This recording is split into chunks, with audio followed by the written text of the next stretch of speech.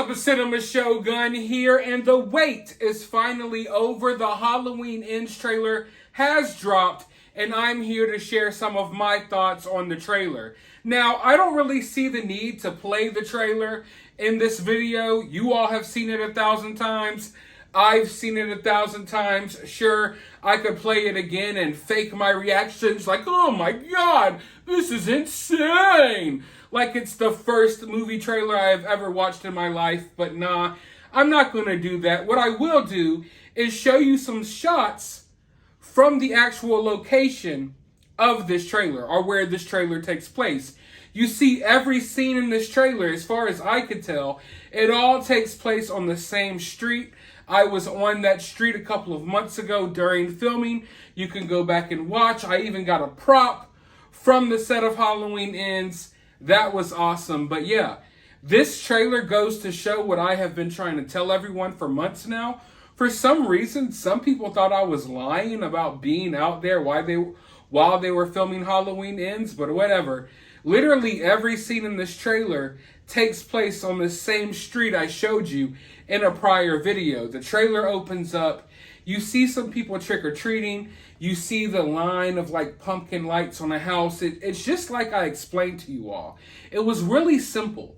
You know, being on the street during filming and seeing how they decorated some of the houses, everything felt really simple. Like an old school type of Halloween vibe. And this trailer was really simple. It wasn't too over the top. There wasn't a lot happening in this trailer. It just opens up. You see some trick-or-treaters walking down the street. You see Laurie talking. And you see Laurie and Michael facing off in this house that is on the same street as the first shot of the trailer with all the trick-or-treaters. I was able to chill in front of this house. I could tell that this house was like the vocal point of the movie. They were doing a lot of filming in this house, even though they decorated the whole street for Halloween. As far as like camera rigs and stuff goes, I was only seeing them set up in and around this house, you know, all in the interior and stuff as well. So I knew that this house would be important. I didn't know for sure that it would be Laurie Strode's house, but from what the trailer shows, it appears that this is Laurie Strode's house. Now, like I said, there was something really simple about the feel of the vibe in the area where they were filming, and there's something simple about this trailer, and I like that. They didn't show us too much.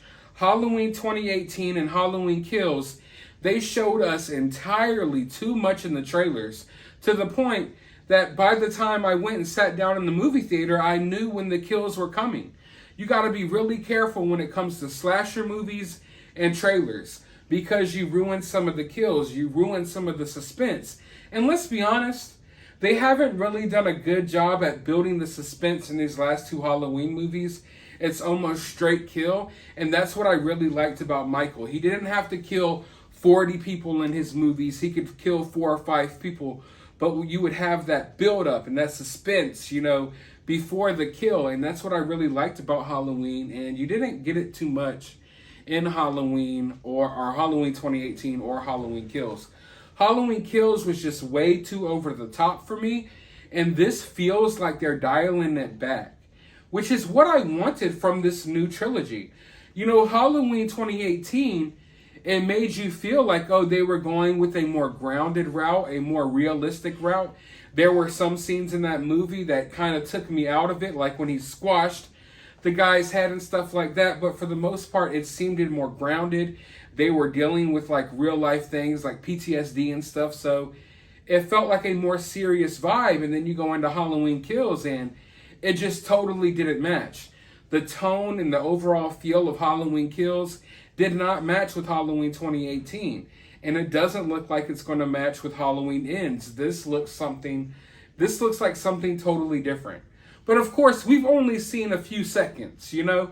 They went out of their way not to show us much here, but I can't help but feel like this is a more simple story.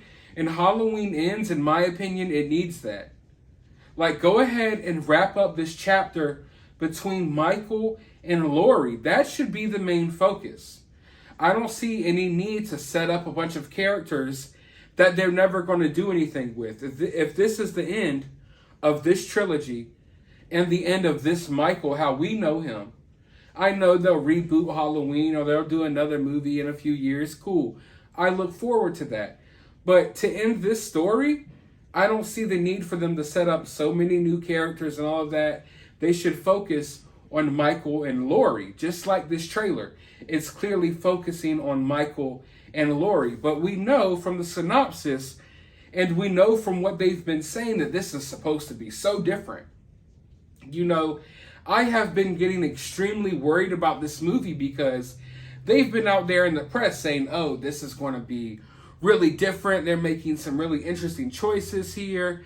There's going to be another killer in this movie as well, like another villain. Like there's so many rumors swirling around about this movie that really made me worried, especially after seeing Halloween Kills. I wouldn't put nothing past these guys. They're capable of doing anything, and I don't mean that in a good way. So hearing all of that news and seeing this trailer, it's like the exact opposite of what I was expecting.